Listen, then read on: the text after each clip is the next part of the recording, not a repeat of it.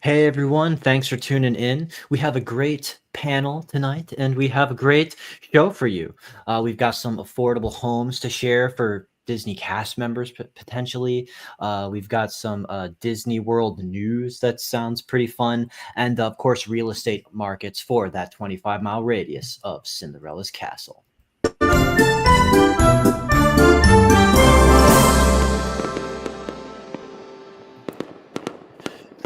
All right, all right. Thanks for tuning in, everybody. We like to just introduce ourselves first, but of course, feel free to introduce yourself in the comments section or the live chat if you're catching us live.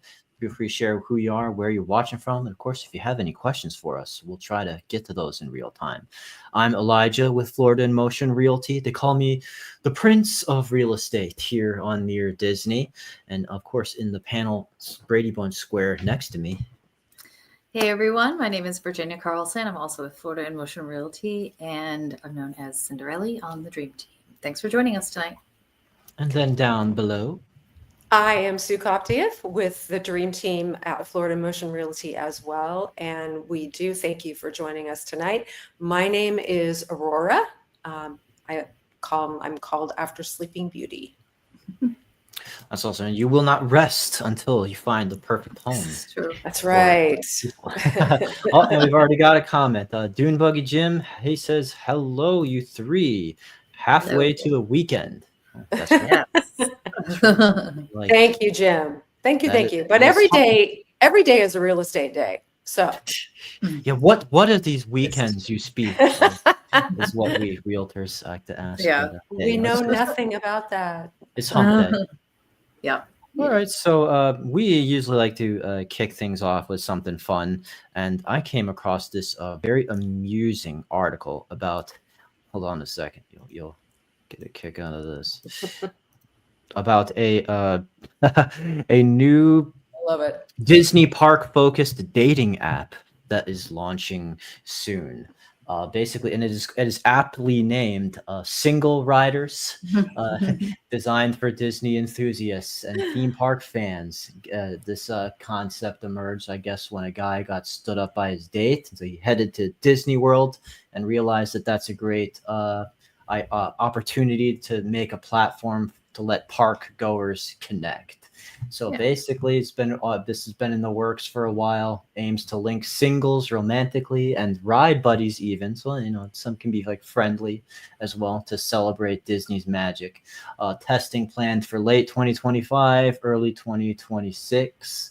So that's fun. Nice. Single riders. What a cute little concept. I mean, I will say that I have seen that mutually having a Disney or Universal annual pass can be a great bonding point for couples around here.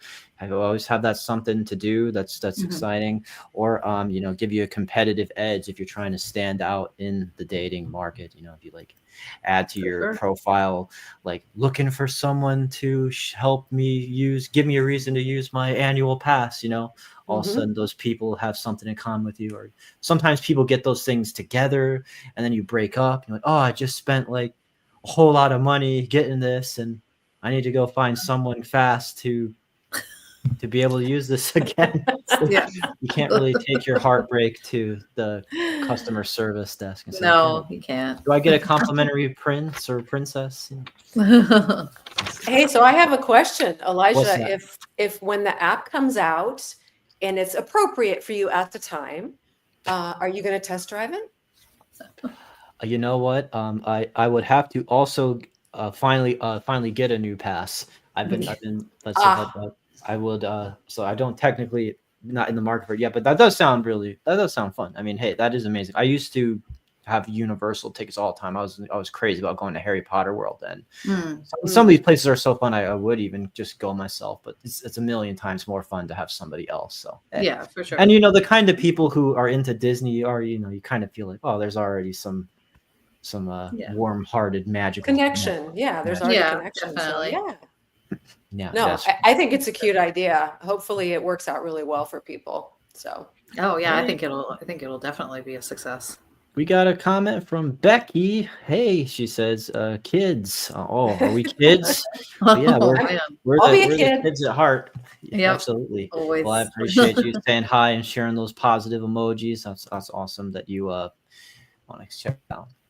So, a friend of the channel, Ryan Green, asked us to promote his listing in Davenport.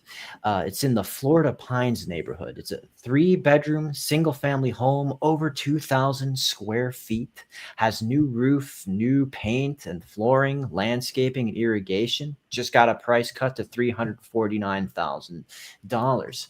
And I just wanted to take a chance to share this out because we love to promote potential starter homes in Central Florida, and particularly for Disney cast members, while we're on the topic of Disney, to show that it's still a good time to buy and there's affordable opportunities that are near to your work, I'd say. So yeah, this is a cool home at 142 Stonegate Pass in Davenport, Florida. And as you can see, some lovely stuff's been done to it.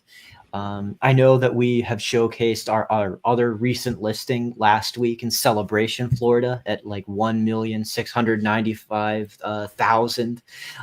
And because, it's one of the as Celebration, one of the Central Florida top communities, along with Golden Oak. They're both built by Disney. But, at the same time, we want to share a wider spread of pricing. And I know that that can be a help, just to have that single family home. It's got a new roof on it. A lot of things checking the boxes here for Central Florida. And I think that, potentially if you're a cast member who's been trying to get out of renting and actually, consider getting your own single family home. If you've also, found that special someone on the Single Riders app, and now all of a sudden you need a dwelling for multiple people, maybe even a kid, that could be, a great way to get started. And of course, I'm just going to pull this up real quick. We know that it's not just about the price of the home. It's about the mortgage and the monthly fees that you have to consider when making these decisions. And so one of our great lender contacts, Mike King with Barrett Financial, was kind enough to write up a financing sheet for this Davenport home. And it shows 2 different financing options here. You're free to screenshot this or pause the video to check this down. They got some contact information as well, in addition to our contacts being on the screen. But yeah, basically 2 financing options laid out at the 30-year fixed. You've got this one on the left with APR interest at 7.25%, where it shows that your estimated PMI monthly payment could be $2,491, or the other one here with a 5.625% interest APR, and it has a 2,126 estimated PMI monthly.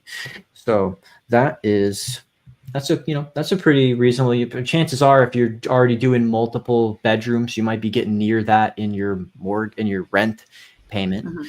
And so now this is your chance to maybe buy, own yourself, start building equity, or just have a place to call your own. Make that jump. So we appreciate Disney cast members, or just anyone who looking in this price range and thinks that that's some good affordability that you can still do in this market. Very nice. So I will throw it over to you, Virginia. You found a interesting article here that was about about housing inventory affecting buyers and sellers. Yeah, so today I was doing some research on some subdivisions in the Osceola County, the 25-mile radius that we work with of Cinderella's Castle. And so some of them kind of struck me that some of these subdivisions had very high inventory, like 25, 32 homes available. And then some were much lower, like maybe only 2 or 4. And so I thought that I would talk tonight about what does that mean? What does that mean for buyers and sellers when they're coming into a situation like this? And the housing inventory obviously is the current supply of properties for sale. And it'll fluctuate based on rate of new listings and closed sales or homes taken off the market for one reason or another. And then look at the numbers at the end of the month to determine if the inventory is trending up or down or staying the same.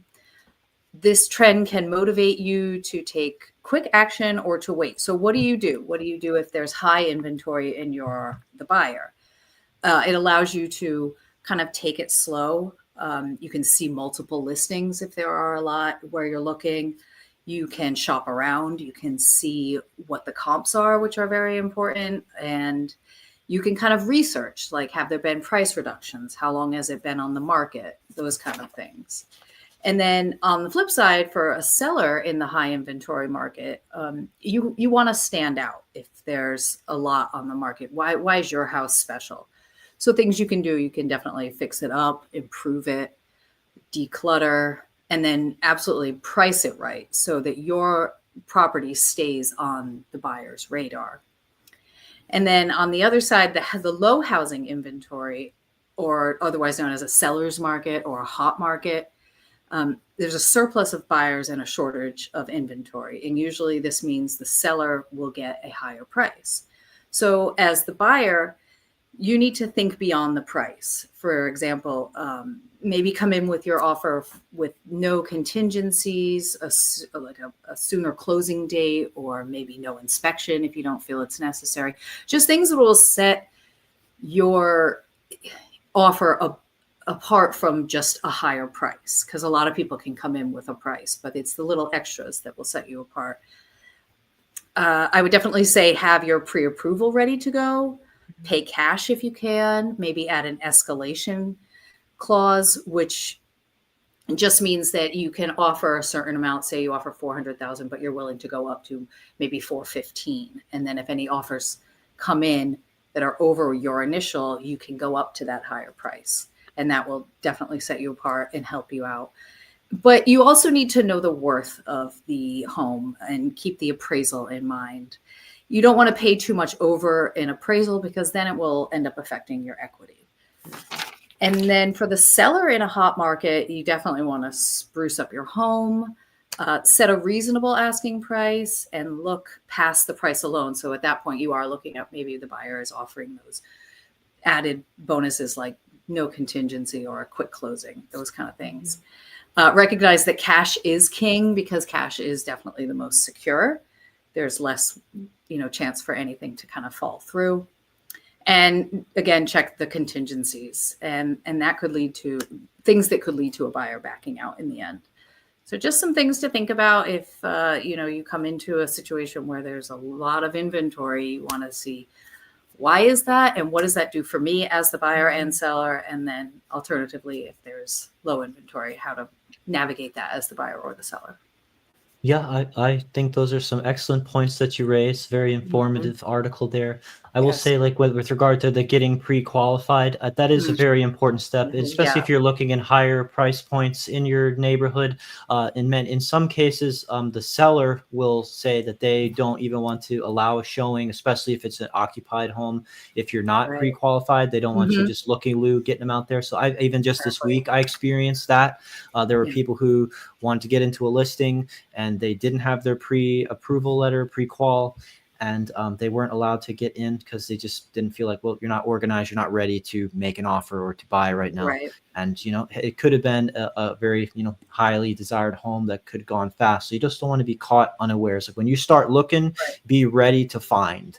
Exactly. And with regard to that escalation clause you mentioned, I would say that do that when you have been like highly suspecting or have been informed that there are multiple offers. Exactly. If you're just kind of attaching an escalation clause and you throw that dart and there's no one else around you you're competing with, you kind of just revealed your highest and best. And the guy can just say, oh, well, I just want you to pay me that number, like the highest one you said, because there's no one else around. So, sometimes like we agents, we're actually not allowed to say, if we have an offer in hand, we can tell you we have an offer, but we can't tell you what that offer's Right. price is. Right. If say like, we can't say like, well, we've got an offer for 720,000, so you're going to have to beat that.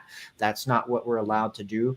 But, we could say like, hey, we're pretty close to asking. It's a very competitive offer. Please bring your highest and best. And that's we have one in hand. That's a great time to present an escalation clause, just to kind of try to think, okay, I know there's someone else here, so let's just beat them.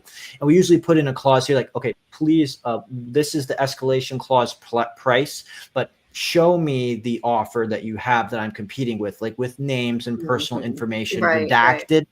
So I don't have to know the names or the personal information of who was competing, but just prove to me that you really did have that offer and that escalation went up to that price. So we do our diligence there for you like that. So yeah, great stuff you're covering.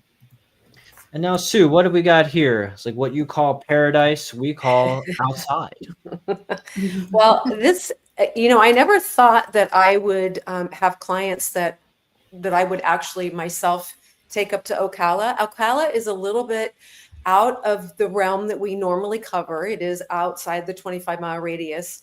But for those of you who don't know, I have been working a lot with people in my own age bracket, which allows them to purchase in 55 plus communities.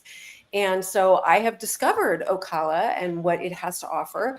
And so there is a really cool opportunity. If you're interested in On Top of the World, it's pretty well known. People from other states, all across the country have heard of it.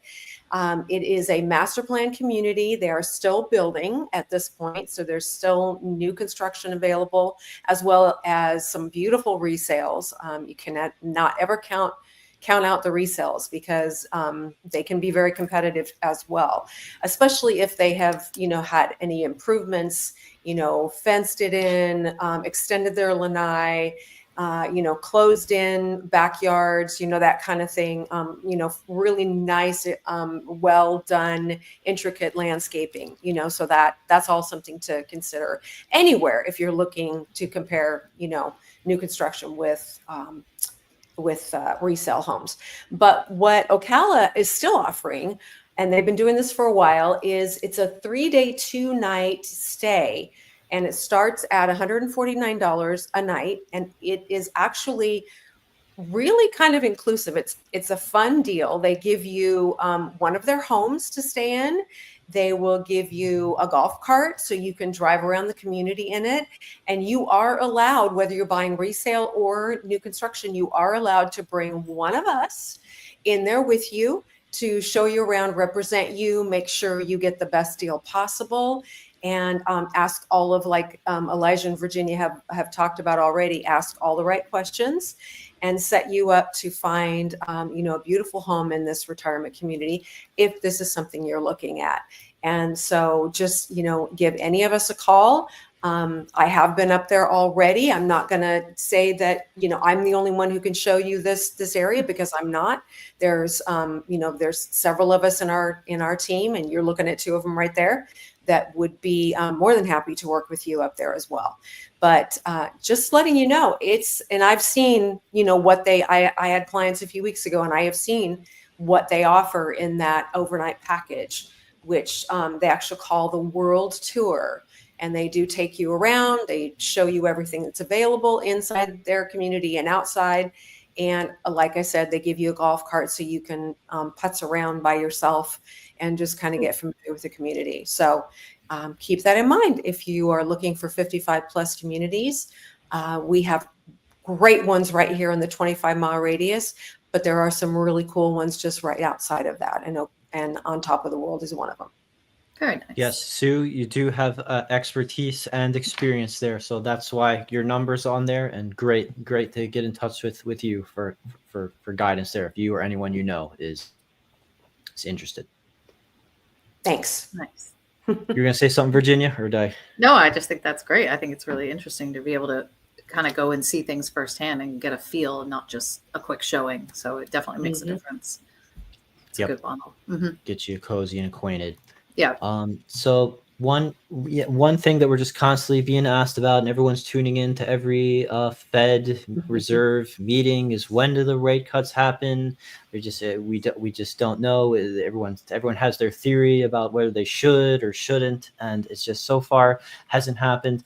There was talk recently that with the latest jobs report that might compel them. Finally, there's all these places, these financial experts, they always love to have their percent chances of a rate cut happening, and we're actually kind of seeing one of the highest that's been in a while. The CME Fed Watch tool sees like a 90% probability of the Fed cutting rates by 25 basis points fall in its next meeting, up from a 63% chance a week ago. That's all just kind of speculation there, but it is something to think about. And when it factors into people's decision about, that's why we're hearing some people saying that they're waiting to buy. But when you're saying that you're waiting to buy right now, it could cost you. Because some of these things are not certain, and there's other factors in addition to future rate cuts to factor in. Because if you think that waiting for the possible rate cut could save money in hopes of it happening in the fall or so, that you could risk the opportunity of being able to just find the house you're looking at now that's on the market, and maybe negotiating a rate buy down from the seller, because we're kind of seeing a little bit of a slowdown in the market in some areas, or some inventory going up, which creates a little bit of competition for those sellers. Because if that rate cut, the 90% chance happens, or if another one happens after that, what maybe we're not factoring in is that this creates a potential avalanche of buyers now who have been waiting on the same thing as you to start jumping in to try to compete. And now, the rate cuts built in, and now it's like there's such a bigger buyer pool that maybe no concessions are being made. So in this current market environment, there might be a chance to get some concessions, including a rate buy down in addition to some other things, because once that turns into an even hotter seller's market, or just there's better rates for more people just all jumping in, that's just part of the circumstance, or just something to factor into your decision. There's always pros and cons at any given moment in the market for whether or not it's the time to buy. But we just want to help highlight the highest and the best for you guys who are watching. Yes. Let's see. I think we got a little bit more time. I thought we'd highlight just another fun one that you found, Sue. We all think about Florida as, beaches and Disney park proximity, but there's also some horse property around. Well, and again, back to Ocala, I wasn't planning on promoting just Ocala tonight, but it kind of has worked out that way. Florida is, known for a lot of things. Obviously, Orlando and Disney and Universal are one of them. But Ocala is actually known as the horse capital of the world. So I grew up in a horse community, and so this kind of hit home with me. It is the least expensive area to buy per square foot. So to just give you an idea, if you bought a home that was 1,656 square feet, it would cost you roughly, just a little bit under $303,000. Well, like we're talking with trying to buy, and this is not just, retirement stuff. This is people who are looking for maybe their first or second home, and they have children, so they don't want to, they want to get something good for their money, but they don't want to dump more into it than they can. They don't want to be house poor. They want to be able to do things with their kids. And Ocala is a great place to not just ride horses or have your own property with, if you have horses of your own, but it's just a great place to be outside. And so they have an $800 million World Equestrian Center, which to me is just amazing. It's got a luxurious equestrian hotel. 7 restaurants, a spa, dozens of boutiques, miles of walking trails, and more than 20 equestrian competition rings. So it draws people from all over the world, literally, who are interested in or have their lives committed to anything horse, anything equestrian. Amazing. So there has a lot to offer. So again, if you're looking for something that you can just dive into, and if you like to be outdoors, if you want your kids to be outside, more than you want them to be on their phones or screen time, Ocala is one of many towns and cities in Central Florida where you can have full advantage of making sure your lives are not just indoors. So Horse zoning, yes. horse Yes. zoning, Horse definitely. zoning. Awesome. Get a few acres Hashtag. and get yourself some horses. Yeah. Yep. My aunt and uncle on my mother's side have a horse ranch in Ocala. It's a beautiful Okay. property where cool. they have multiple horses, and they created large amount of land. Like you said, when you said that price per square foot, that lot is big. We talked to some people where that's the land, that's the lot that means a lot to them, not just the proximity to amusement or that. So that's big, not just the home, but what's all around it. And they created a heck of a cool arena to walk and train their horses, and even some other people in the neighborhood use it and get to know them. So yeah, that's a very communal bonding thing. If you love your horses, and it's only about they're only about an hour away from where I live here in Celebration, Florida. So it's not that hard to see them. It's still not too bad to take a day trip to Disney stuff, and so plenty of good. You can have the best of all the worlds, because there's very few Disney movies that are classics that don't have some cool horse riding in them, right? Yeah. For sure. Cinderella's That's carriage, right. come on. That's right. The mice turn into horses, I believe. Yes. All right, I gotta always try to tie things back to Disney. Absolutely. Well, I can help you tie things back to Disney. Are we done? Pretty much. You can talk about your deal. Oh, well, that was not what I was going to say, but yes, if you want to throw that in there, this is just a reminder for everybody that through the almost the end of September, there are still really amazing discounts on kids tickets, on 3-day, 3-park tickets. Cool. Dining plans, and the Disney room deals are still, you can save up to 30% depending on which hotel that you're looking at.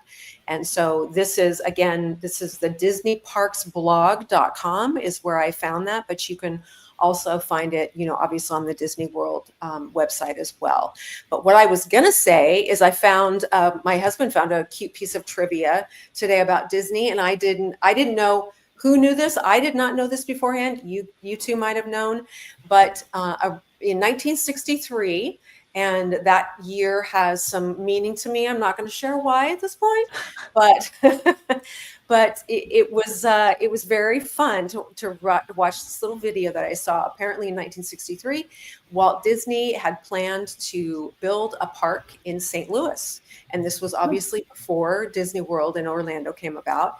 So he went there and he was talking to, the mayor and the governor, and they had a big dinner. And as they were talking, there were some people that got up and spoke at this dinner. And one of the people was the gentleman who was running Anheuser-Busch at the time.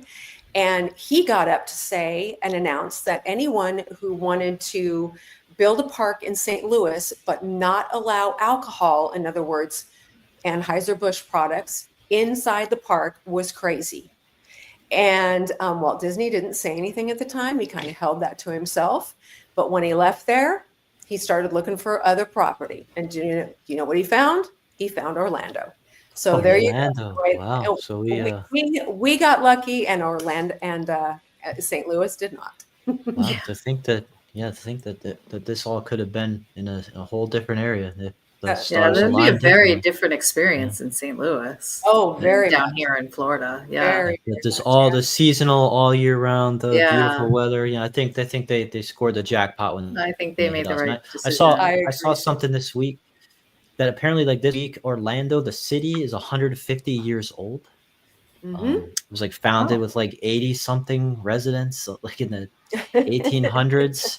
And Interesting. now, yeah, we are now like a nice, clean, round 150 and come a long way. And we're still growing and still kicking, killing it, still topping the charts on all kinds of rankings. So that's pretty fun. That's right. Very nice. We covered a lot. We could go on, but I think we'll give everybody watching their evening back, and of course, just save some for next time, right? You know. Yeah, That's right. That's right. So I would just say, and thanks I did just want to say one thing though before we go, that I just want to wish all of the students and parents good luck on the upcoming school year, which begins on Monday. So I hope everybody has good point. a great upcoming 2025-26 school year. Oh, absolutely. That's great. Yep. Some great teachers, great students all in our area. Hope they just build on their educational path. Absolutely. So yeah, as summer's, that's the beauty of it. The beauty is the brevity. Yes, And so absolutely. thanks for watching. We appreciate if you hit the like button. Appreciate if you hit the subscribe button. It all really helps us push this channel. We're trying to make it toward 10,000 subscriber milestone, and every one of those likes and subscribes gets us there, so we can bring this content, share the magic to even more of you. And so with that, I'll throw it over to Kim Hawk, the fairy godmother of real estate, to sign us off. Take care, everyone. Good night.